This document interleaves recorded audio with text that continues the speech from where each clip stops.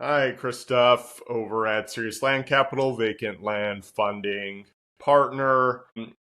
You guys are getting me kind of dealing with a huge blunder on our part here. So you're hearing as I'm immediately working through some of this and trying to solve how to prevent this scenario from happening again. I promised when I started this podcast I wasn't going to have it be all, roses and sunshine. If we mess up, you are going to hear from that.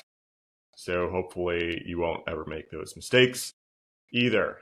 So I know I've remarked oftentimes over the last month or so on offloading some of our portfolio that has not been moving ASAP, basically fire sale. There's two properties in Tennessee in particular that are keeping me up at night. The one I just commented on yesterday, the smaller near lakefront lot, a little less expensive. Then there's this other one that's roughly 25 acres that we bought for $90,000. I probably flip-flopped on it 20 times on whether to purchase or not. We built in a lot of preferred returns on it before funding because it was just a slow market. We just were not positive, and this was, again, purchased prior to trade war tariff situation when there was still a bit of a bull market within the land industry, depending on the area. And we just have not gotten any real traction on it, well over a month with listing this one.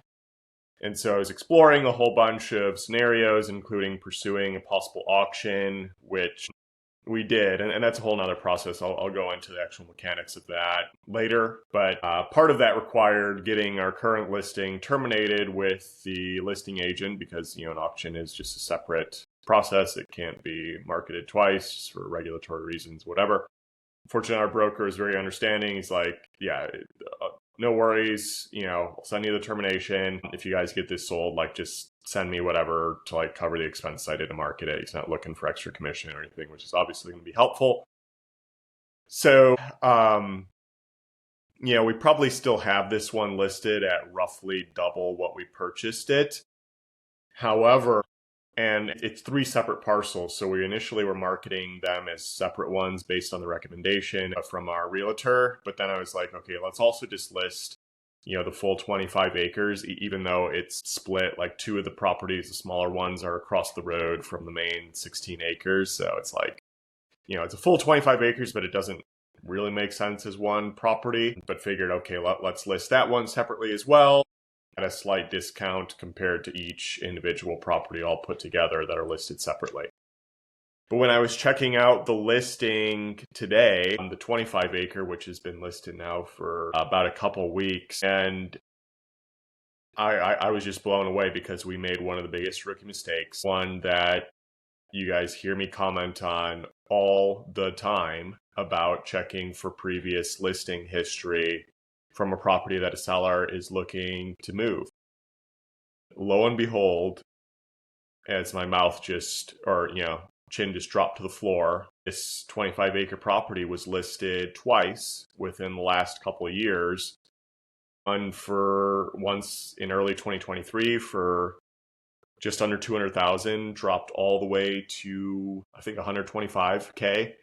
And then taken off the market after several months, listed with another broker in late 2023 for 125K, and then reduced over a 6-month period down to just under 100K. And then that listing expired as well. And so now we're sitting here, okay, relisting the property, 190, when it was previously listed at just about a year ago for half of that and did not move. So this is an obvious example where sellers sold us a lemon and we didn't realize that. And this is typically, one of the first things that we check. And you guys hear me comment on this all the time. I have 4 people, including myself, to be checking previous listing history, and it slipped by everybody. not blaming anybody else. Ultimately, that's my system I set up, and the buck stops with me.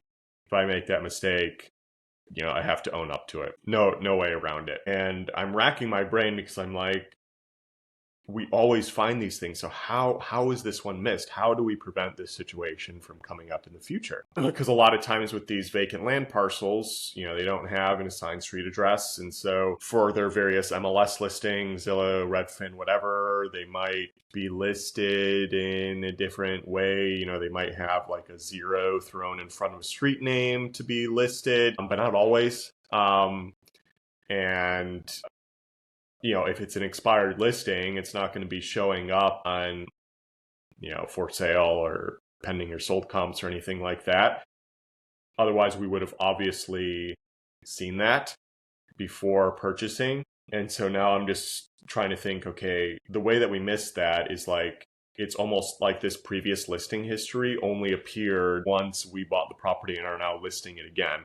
So how do we figure out how to get that listing history that's not necessarily obviously showing up when we're diligencing a property to come up? And so we're going to have to experiment, but to me, the way to be most conservative with it is take the actual acreage, or like all the different types of acreage. So this was like 3 different properties. So I would be taking the parent parcel, all the acreage put together, and then each of the individual properties. And then I would just be plugging in the street that the property is on. And in this particular case, even though it's on one street, it's a different street name depending on what side of the street that you're on. It's really weird.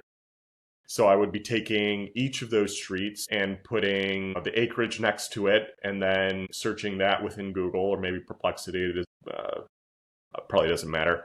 Seeing if it returns anything that leads to a previously active listing, and then also throwing a 0 in front of the street name to give it an assigned street address and see if we can figure out anything. I think that would be conservative enough to find a previous listing to prevent this from happening again. Because again, this is land investing 101. This is something you should be learning like the first week. And here, again, I've been doing this for years now, and you're hearing this live, like I figured this out half an hour ago, and I'm incensed. I'm incensed at myself that that we made such a critical mistake in this economy, to be buying a lemon property for 90 grand too. Like, that's going to be a nasty hit. Our auctioneer thinks, and that's the thing. Sometimes properties that don't move on market